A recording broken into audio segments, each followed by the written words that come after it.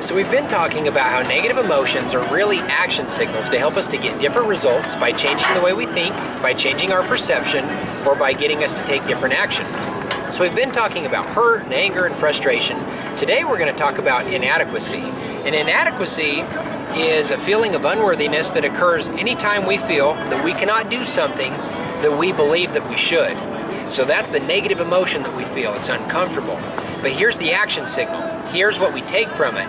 It's saying that there is a skill set that you don't currently have that you need in order to accomplish the task at hand. You need more resources, better skills, a better strategy, something. You need something to help you to accomplish the task at hand. So once we've identified the signal, here's the first and most important thing that we do. We ask ourselves, are we truly inadequate, or do we need to change our perception? Are we truly lacking the skills that we need to be effective, or do we just think so? We actually have everything we need, we just feel inadequate. And here's a perfect example.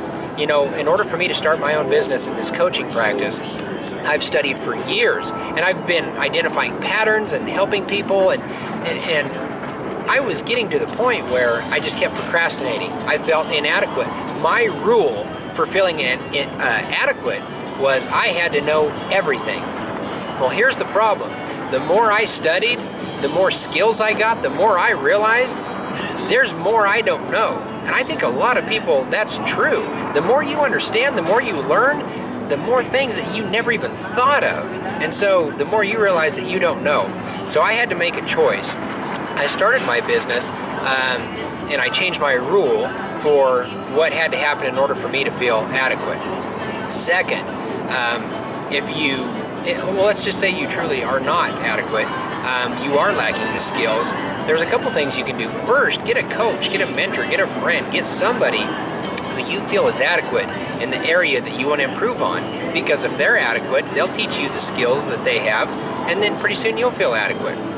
Second, understand that every step you take, every skill you learn, every resource you get is going to take you one step closer to feeling adequate. So that is something that you've got to get a hold of, because inadequacy is really a thing that can hold people back. It's almost like learned helplessness, and people start to rely on it and they can't move past it. So it's really important to understand that you're not inadequate. You may have areas that you're not particularly skilled at or you need to improve, but you are not inadequate. So this is a series that I've been doing. It's talking about these negative emotions and how they're truly action signals. And I invite you to like my Facebook page, Win.tv, for more content like this.